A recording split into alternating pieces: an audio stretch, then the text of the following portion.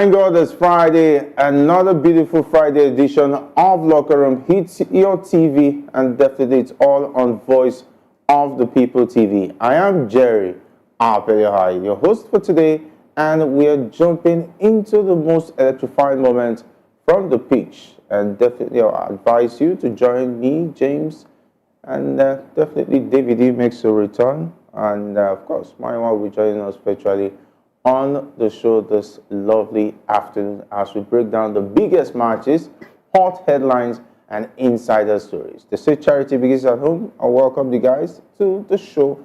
James, great to have you as well as David.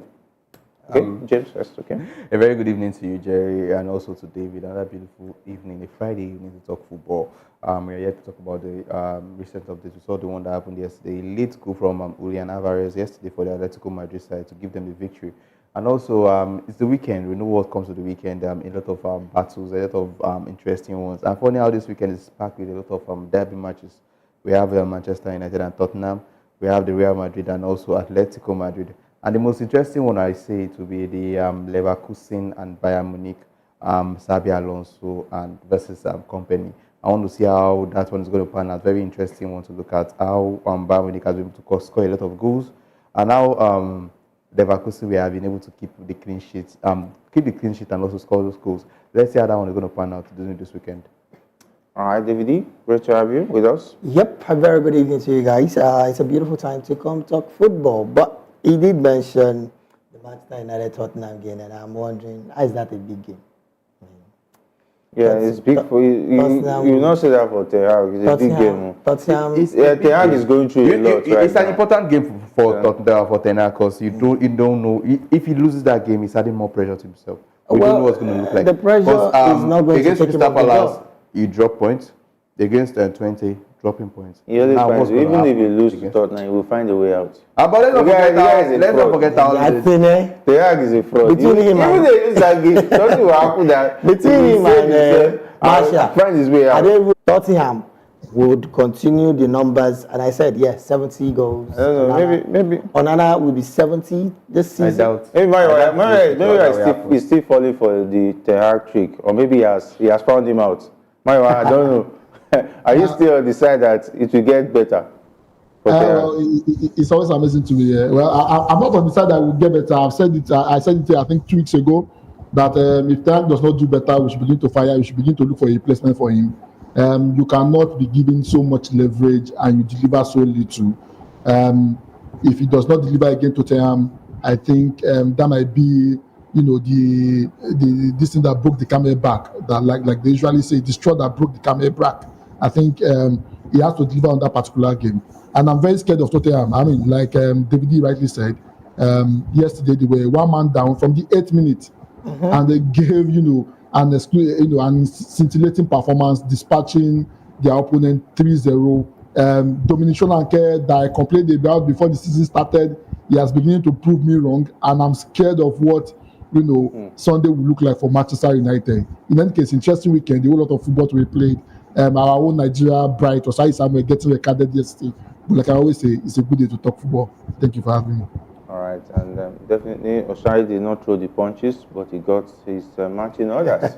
Anyway, the day he threw his punches, he didn't get his marching orders. But the day he came in the second half. Like he came in the second half and he spent. I think he came in about the 60th or 65th minute, and he was getting a red card about the 80th minute, playing less than 30 minutes of the game, and he was getting a card. His luck is not playing for Mourinho. He will not see game time for a long time. But anyway, it might be part of the game. Okay, it's part of this game plan. Might be part of the plan. Just make sure you make this person not have that full strength to disturb the attack. He do it for only 8 minutes and leave. Even if it's for... So there was a story I heard that was credited to Sergio Ramos that he told a fellow defender, don't allow him go, break his leg. He spoke it in Spanish. And I'm wondering, break which leg? Maybe small ball where they play for you. Small ball, assuming any Manchester United player had that same mentality against 20, the second goal wouldn't have come to light.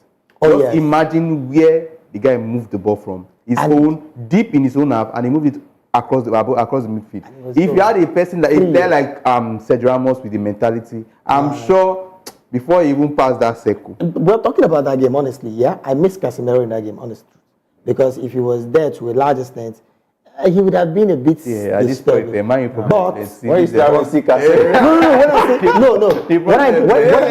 What I mean by when missing issues Casemiro, were right? bad for Ten Hag and Manchester United, I think they were playing Liverpool that day.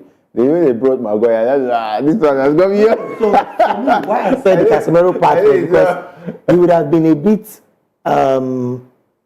it would have made that midfield a bit stable. Ogati was still jilting. What has he been His doing passes all was these not, no, in that particular game, not every game. Okay. So there are some games he has his very terrible You'll be outing. surprised that if he had Very started that terrible game, it would have been the outing. problem in the team. That's Wow. how Casemiro is. He will not be the one that he will still. But do you know the But now you're unfortunate looking truth? for him The unfortunate to truth solve the is, situation. I keep telling anybody, in fact, all Manchester United fans, if a player is not worthy to play in teams like Manchester City, Liverpool, under Jurgen Klopp, I'm sorry. That player is not worthy to play Manchester United.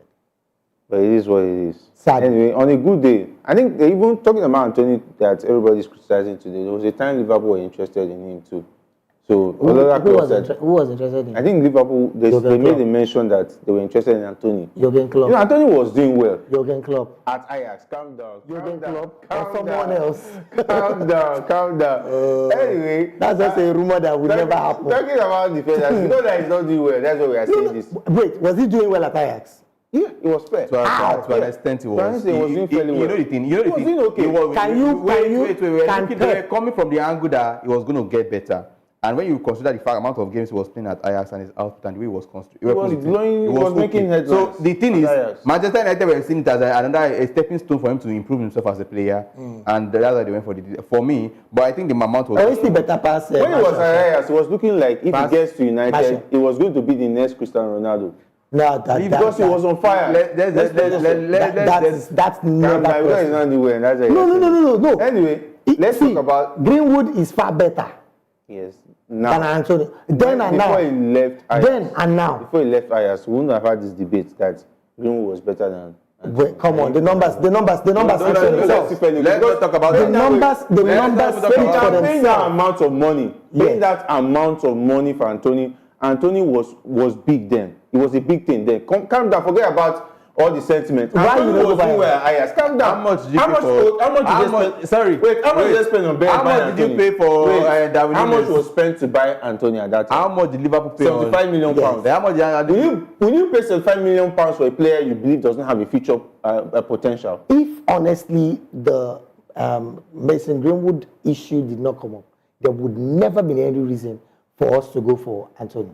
Wait, before they bought Anthony, Mr. Greenwood was already having the scandal. Yeah. Of course. So because of that, they spent that was really they spent 75 million pounds on buying Anthony. The reason Manchester United wait, let's not forget how that transfer went. It was transfer dragged on until like 1 week before the end of the transfer market.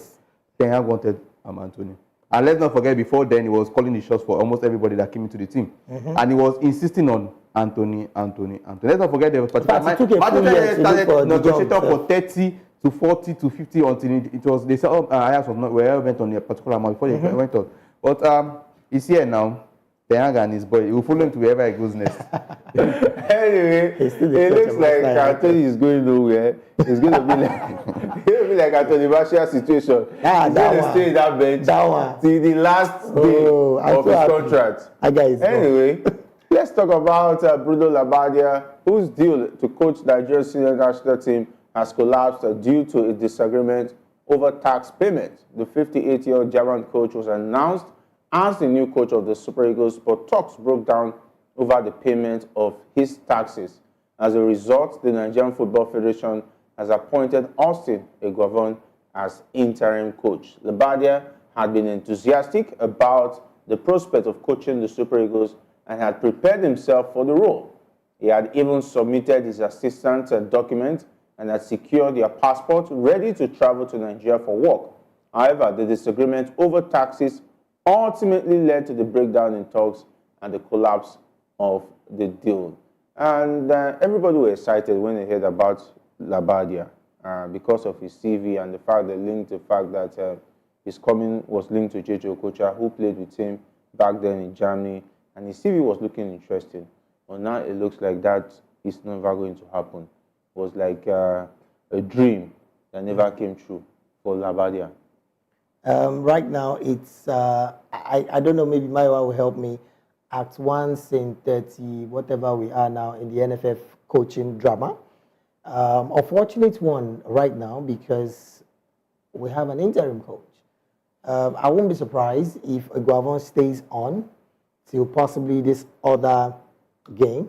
And then maybe before next year, they might decide on who's going to stay, which of course, Agent Kida and Agent Maiwa with their Samson Siasia will be coming into play because I won't be surprised if it comes into play last. Agent Mayowa's first coach, he sponsored, talking about Finidi, failed woefully.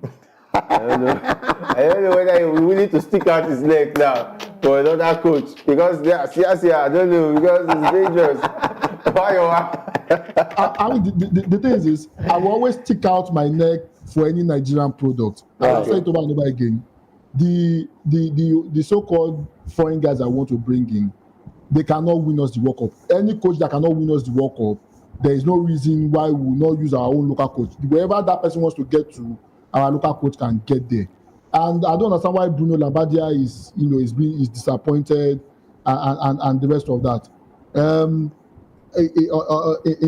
In Senate climes, you are not supposed to pass the responsibility of your tax burden on your employer.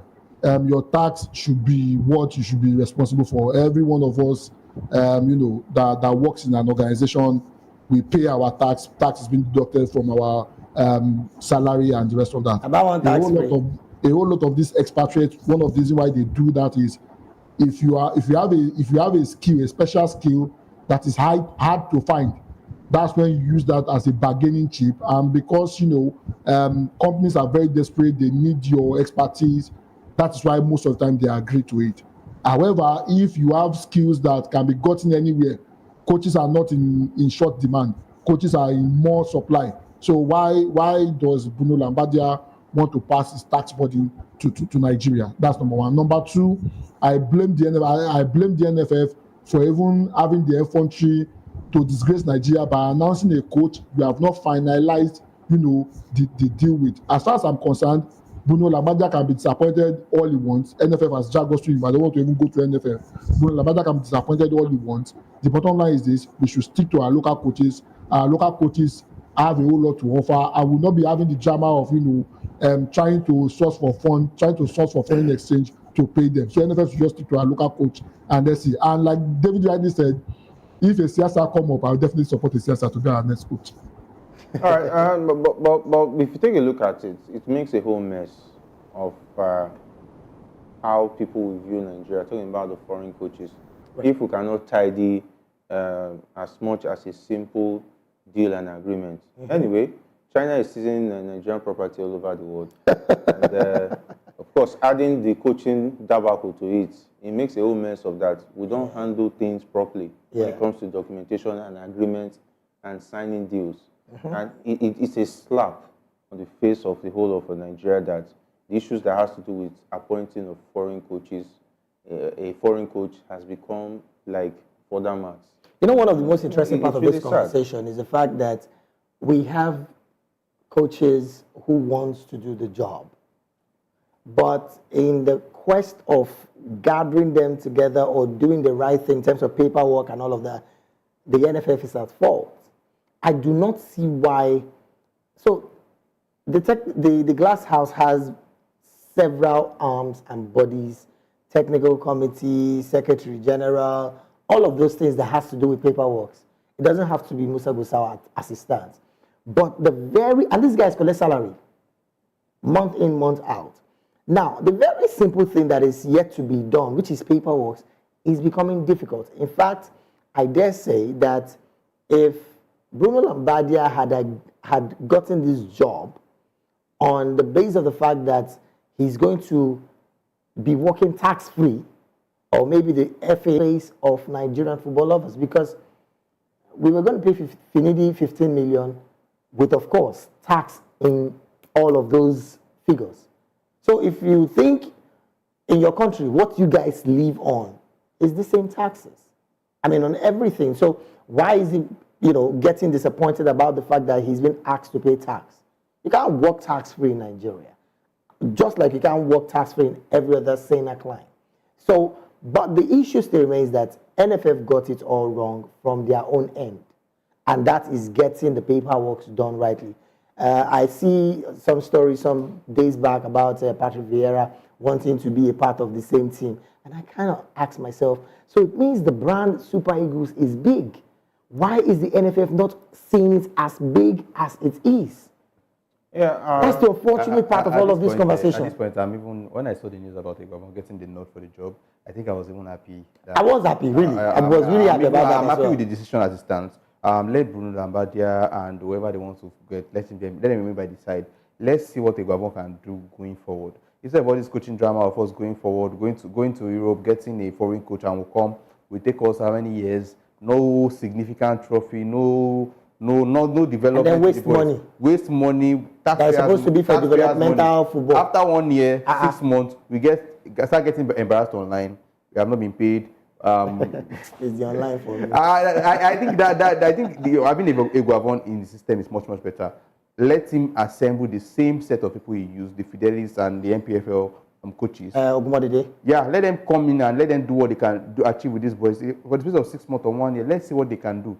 I'm sure whatever result we are going to get from us if he has one power game, because this NFF, the way we are seeing them, we know they don't want a black man on that position, on that seat.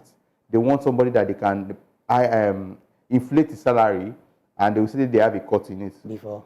So the thing is that it's easy for us to look at it from the aspect of saying that he was asking that his taxes be paid. The thing is that we are not privy to how much the NFL was going to pay him. True. And what agreement he had. That's another conversation. Okay, what if they gave him a very low budget in terms of he's going to also settle his assistant coaches? You don't know how stringent he was willing to go. And the thing is that anything that has to do with doing business with the NFL, over whoever they are dealing with, even the Eguavoen, they've not told us how much he's going to be getting as a manager, whether he's going to be doing it on credit, and they'll say, go and try. That's not possible. No. You are telling me that is not possible. See, anything that has to do with NFL, everything is possible. It's very possible. Let's not. Very possible. I tell him, go and we'll support you. Don't worry. You are still earning as the technical. You get the job at the very end. You are still the technical director. They are paying you as technical director. You are still living on that salary. No allowances, no added, maybe just minor things to just make him feel comfortable and so on. They say, don't worry, go and coach. We'll discuss a contract. We'll drop. That's how it's true. That's the truth. They will not draw up any contracts. They will not even tell you anything. They'll say, you are the interim manager. Just answer the name. It's for your own credits to boost your CV. We are even doing you a favor. But it's really sad. We could peg what is most likely going to be served to Labbadia in terms of his pay. Javier Ronaldo was asking for 180,000 every other month. I don't know how much Sikushel was asking for. Stanfield as well. At least was collecting $70,000. He later left to 50. They backdated Pesaro to 50. So let me say he's going to collect 50,000. Let's just leave it at 50,000. To be honest, no foreign coach will come and with the assistant less than 50,000. They came down to that level, 50,000. Because he's collecting 50,000 and he's going to pay his coaching staffs. So maybe 1 or 2 or so. What's share formula going to be like? So give or take, it's possibly going to be taking like 10,000 or 15,000. You're not going to expect somebody of the status of Abirena to come in and accept $50,000 or $70,000, and he's going to pay his coaching crew. So as it stands, let the NFF just know that we are broke. Let us give all the maximum support to Eguavoen. What's his name? Labbadia. Like we just have done the plus and minus. The least is going to take is $50,000. 70, I'll make it 70. Just so, 70. Anyway, in the face of all of it, how much can they even pay Eguavoen to do this job and do it freely, not having interference or forcing, let's not forget, forcing people and players on him? 15. It was 15 million he was supposed to earn. So let's just say, give or take, Eguavoen should be around 17 or 20. It's not more than 20. Don't be surprised. 20 million. Mm-hmm. Okay. It's in the committee. He's the technical director. So he knows what he's going to earn. So he knows his salary, and look at my they will still be on that. Million. Anyway, Anyway, the Nigerian Football Federation, however, finally has confirmed that Austin Eguavoen is going to be the permanent head of the head coach of the Super Eagles following a recommendation from the Technical and Development Subcommittee. Eguavoen, who is 58 years old, will lead the team to the 2025 Africa Cup of Nations qualifying matches against Libya in October, and of course the coach owning his services. Oh yes, very good. Let's also let Eguavoen know that this is a huge responsibility. He has to prove that he has what it takes. He doesn't have to stop with what happened against Benin and Rwanda. Yeah. We need to see improvement. We need to see that he has the quality, he has what it takes to take this team to the next level. And if he does that, definitely overwhelming support will show that he has the capability. No, but and then if people have no reason not to secure him and give him a long-term contract, not just saying he should go, you'll be waiting, you'll be deceiving him and telling him that we are going for a foreign coach, we are not going for a foreign coach. Give him a contract that states that he's going to be there for the Nations Cup. Why am I? Nations Cup is next year. Yeah. The January is already around the corner also. Yeah. So they should tell him he's going to be the coach of. I honestly think Nations that Cup, yeah. Austin Eguavoen knows what is at stake. Now, the reason why I said so, I don't know how many of you follow the trend of coaches. In fact, he's also in the technical committee, so he would have seen the amount of foreign coaches that wants to be a part of this job. So he knows what's at stake. We can't even take that away. But the fact that he's delivering on the goods slowly but surely as he stands is a plus for him, which again, just like you rightly mentioned, he can consolidate on and do better. Trust me, if he does better than where he is presently, qualifies the Super Eagles for the AFCON, maybe, just maybe, get an unbelievable result that would want to take Nigeria to the World Cup. Guess what? He knows for a fact that at that point, he's not a Nigerian product alone anymore. Because African countries are also on the lookout for coaches that have made name with a country size like Nigeria. One of the reasons why the likes of Pizarro is getting some of those offers he's getting even at this time. So if he knows, of course, what is at stake in this job, he definitely will do better. I am definitely... For about 7 months or 8 months, or maybe a year. I think 7 months, 6 months is even enough. January is in the corner already. Before you know, how many months are we away from the AFCON? Let's us see what he's going to achieve in the AFCON. Then that gives us what we should be expecting. If the performance in the AFCON is good enough, if he's able to qualify us for the AFCON and is able to give us good performance in the competition, I think there's no reason for us to be in the market looking for another foreign coach that will come and start collecting another $70,000, $80,000 and not give us anything. It's not like the foreign coaches that have been bringing in the past are able to carry out beyond the quarterfinals or the semifinals. What am I recently? Semifinals, we're getting us to the semifinals of the World Cup. So at this point, I think there's only for us beating around the bush, focus on Eguavoen, give him the support, give him everything he needs, and let us see what he can achieve for the Eagles in 6 months or 1 year. Additionally, Eguavoen will also be in charge of the Chan Eagles. For you, what should be the yardstick? What should be the mandates? What should be done to at least keep him there for maybe a long or a short spell? Well, it's very simple. The NFF needs to be very honest with Eguavoen. Like Jay rightly said, they are not being honest. There is no honest conversation with him. He is not even sure of the terms of the interim job that the interim manager that they have appointed him as. There is no conversation around that. Just the interim manager. He still is working as a technical director. However, he is overseeing the job because they have not hired a coach yet, and that is not a conversation. And until you call him and sit him down, that is when you begin to set expectation. Eguavoen is just doing that job on part-time basis. So the first thing is the NFF, they will need to have a conversation with him, an honest conversation. See, we want to appoint you for the next 6 months, 7 months. That's number one. Number two, they need to discuss what they are going to pay him. As far as I'm concerned, they are cheating Eguavoen right now, because I can bet it with you. If you ask your inside sources with the NFF, they will tell you he's still on the same salary as technical director while he's doing the job of the Super Eagles, and that is not fair. So they will need to sit down with him and have another honest conversation with you. And I can bet it with you, I don't think that will happen. The reason is very simple. The NFF, this current NFF board, they've shown over and over again that they will never support, our local coaches.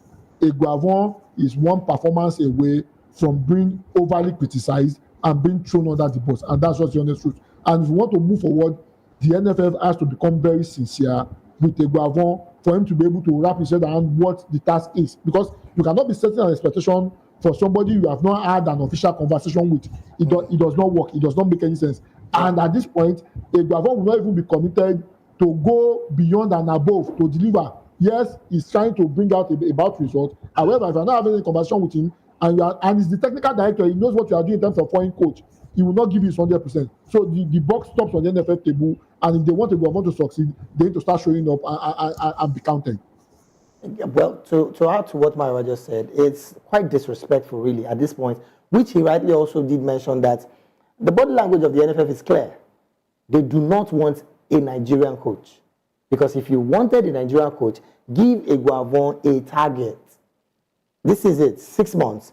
Take the Super Eagles to the Nations Cup, get to the semi-finals at least. That's a target. Let us know this is what we'll be paying you. Unfortunately, they're not helping it. Now, he's also the one handling the Chan Eagles. Good enough, he has Ogumodede and Elechukwu, who, of course, you and I know are in the league already with their teams. So it is also going to be easy for them to do plug and play for some of the players playing in the league to prosecute the Chan qualifiers. So it's a plus for Eguavoen all-rounder, but the figures must be set clearly. How much is it for you? Not just because you're the technical person, we're giving you maybe 800,000 naira per month and then don't need to disturb yourself about the fact that you're handling the biggest brand of football in Nigeria. That's really an unfair thing. And I think NFF, again, is being disrespectful to Eguavoen, and it's not a good thing in our football. All right, let's see how that one pans out. We also understand that there was also a decision made about the Super Falcons of Nigeria.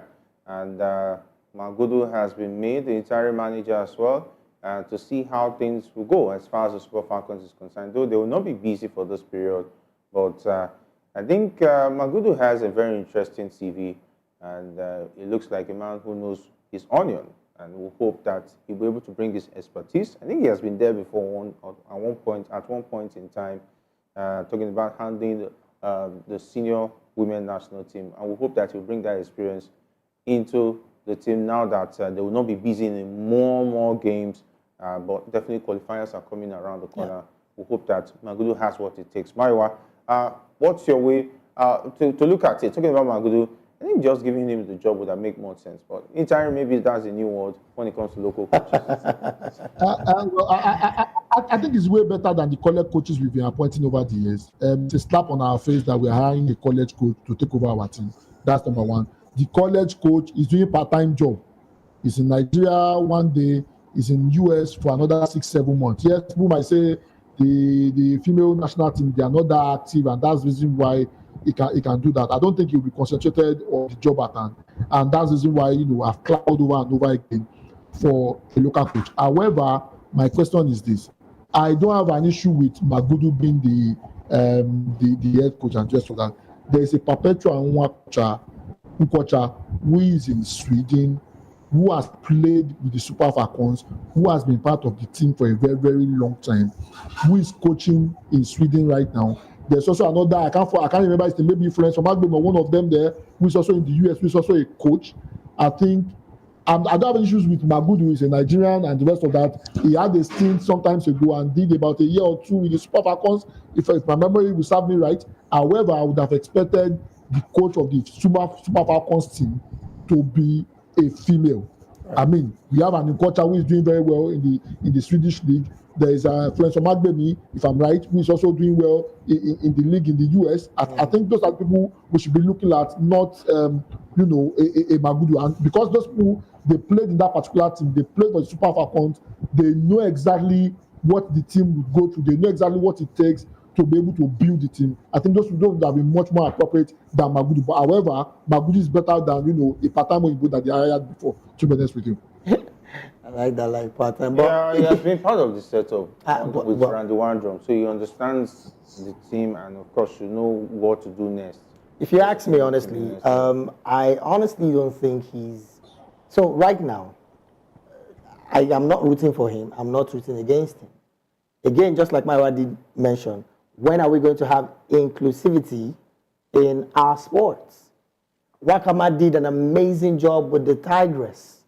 Why not allow a woman coach who is doing as much as she can in Sweden, in the person of Florence Omagbemi and the other lady, Perpetua, to have a feel of what it is to coach the team that they played for. You know, when you have that, there's this part of, I don't want to call it ownership mentality, like you've been here. Imagine when you have the likes of Van Nistelrooy come coach a team like Manchester United.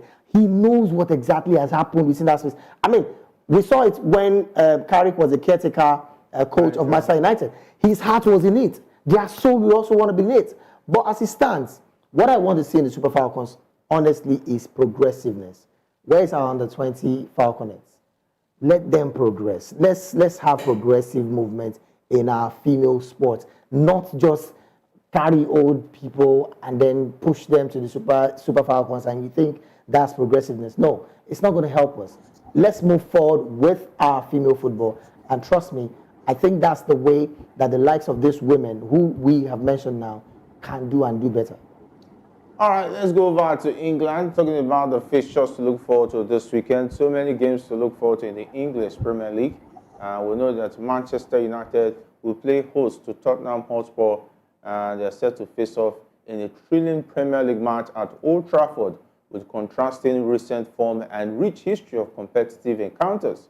The Red Devils have traditionally dominated Spurs at home, but the visitors have been unbeaten in their last 3 league meetings, including a win and 2 draws. And Manchester United have been struggling at home, losing 7 of their last 19 Premier League games. 7, and he's still the manager?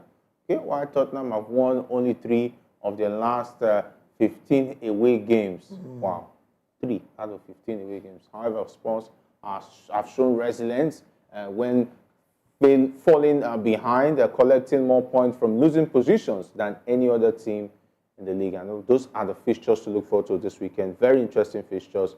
Definitely, Newcastle Man City is a game I want to see Newcastle maybe collecting a point in that one against Man City. Newcastle have been inconsistent all through the season. I was going to go there. City is a City win for me. It's not going to be an easy one also. Let's not forget, City just lost two of their most important players. Oh yeah, the person of Rodri, who's going to be out for the whole of the rest of the season. And also Kevin De Bruyne. We have not yet how long he's going to be out, but those 2 players that will not be involved in that match is a very big one to us. But considering the fact that Newcastle has been inconsistent, not just this season, I think from the whole of last season also. Yeah. Last season it was regarded as it was blamed on the injury crisis they had last season. But this season, I don't know what's going to be the excuse. Let's see what's going to happen in that particular one against City. Oh well, for me, Manchester United is going to lose gallantly because you've just read out a record that is quite interesting. Tottenham, since Ten Hag came to Manchester United, have been having that gallant shoulder when it comes to Manchester United. I mean, something they rarely do, even under previous coaches. But that being said, one of the interesting games for me would be the Arsenal-Leicester City game. Leicester in one inconsistent, strange scoring form. Forget their inconsistency, they know how to score. 2 games basically. Leicester, Arsenal, Ipswich, Aston Villa.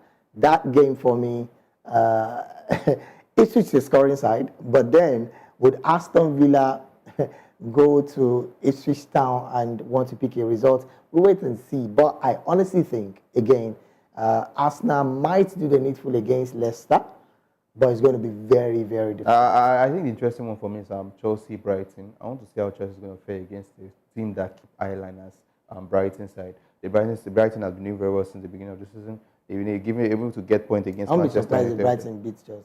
I won't be also. I won't be also. I want to see how Chelsea are going to fare. Chelsea on their day, when they have every player giving their A game on their day, they're going to dispatch this Brighton side. But we know how that team can be very inconsistent with this particular player. Chelsea has been on good form. They have been on good form also. West Ham away was a very good result for them. So I want to see how they're going to fare against Brighton. And Jackson, as far as he's putting on his 2-leg chains, definitely. If we get in the goal at Stamford Bridge, Maiwa, what was the pick of the ball for you, Maiwa? Just proverb for Manchester United. The Yorubas will say, "Ẹni fẹ́ kú pàdé ẹni fẹ́ pa," meaning somebody who is about to die is going to somebody who is willing to die is going to somebody that wants to kill him. Yeah. And that's the case of Erik ten Hag with Tottenham. To be honest with you, I think the inconsistency with Manchester United has been an issue. And on the day of their inconsistency, I will not be surprised if Tottenham, pull out a surprise victory. How do you lose, 7 games in the last 19 at home? And like James rightly said, and you are still on the job. How mighty the standard, how low the standard has fallen. The standard don't trash. In Manchester United. So to be honest with you, I'm not expecting so much in that particular game.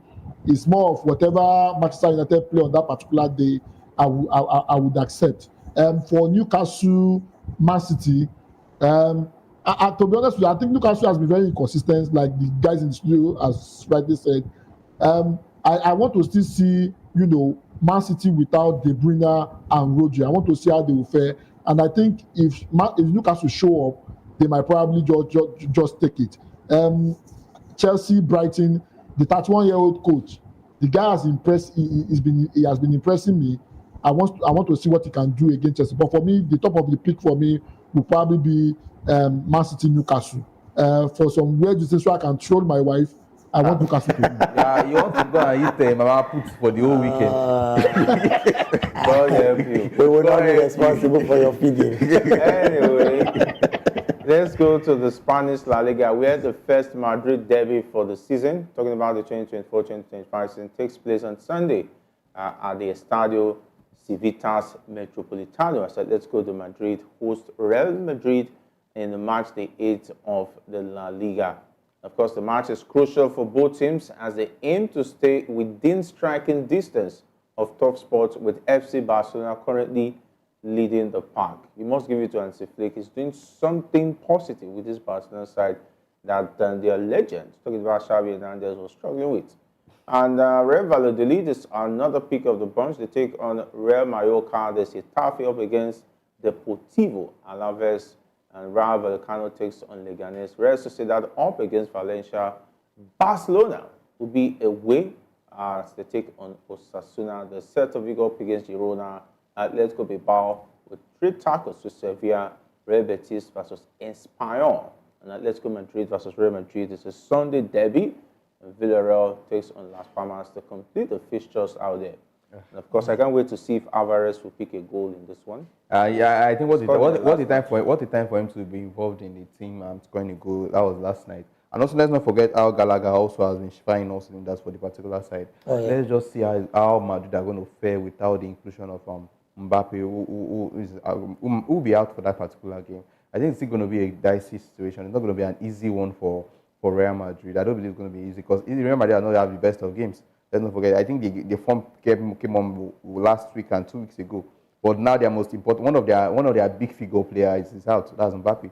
So let's see how they're going to fare against Atletico Madrid, who have been, even though Simeone has been Simeone over the season. Let's see what's going to happen in that particular one. And credit to Hansi Flick for what he's doing at that Barcelona side. Let's not forget, we wrote them off last season and 2 seasons ago. But now, with almost the same set of players, he's doing magic, he's doing wonders. The inclusion of Dani Olmo, who is currently out injured, who will not be present for this weekend. But is he getting the result? But I'm sorry, maybe I'm just the one that might be very awkward here. Hansi Flick hasn't been doing any wow thing as far as I'm concerned. I saw that game against... the victories. I saw that game against Getafe. I saw that game against Getafe. It was not bad. They got the result. They struggled. They got the result. We'll see what will happen with Osasuna. Yeah. But then again, for Alvarez coming into this one in the Madrid derby against Carlo Ancelotti, who knows how to do his thing. It's going to be a very tough game, really. Trust me. But again, I feel Atletico might pick a draw in this one. All right, Mario, what are the chances at the Wanda Metropolitano for Simeone's side? Celta Vigo, they struggled a whole lot. If Celta Vigo had created more chances and have taken their chances, they would have dispatched Atletico Madrid. They had to leave it very late until, Antonio Griezmann, did that particular pass from the left and Alvarez showed up to score. Apart from that, Diego Simeone, his team has been struggling in La Liga. They've not been consistent.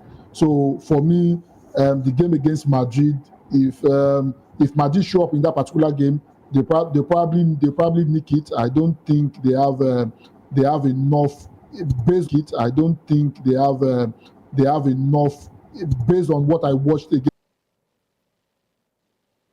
All right. We're missing, but I think they have enough quality to be able to dispatch, the Atletico side. So for me personally, I think Madrid should take it. For Barcelona, I mean, yes, their game against Getafe, they struggled a bit. However, the hallmark of a good team is getting results when you are not even playing well. True. And seven out of 7 in La Liga. I mean, we should give kudos to Hansi Flick. He's doing something fantastic. Even Xavi could not manage that.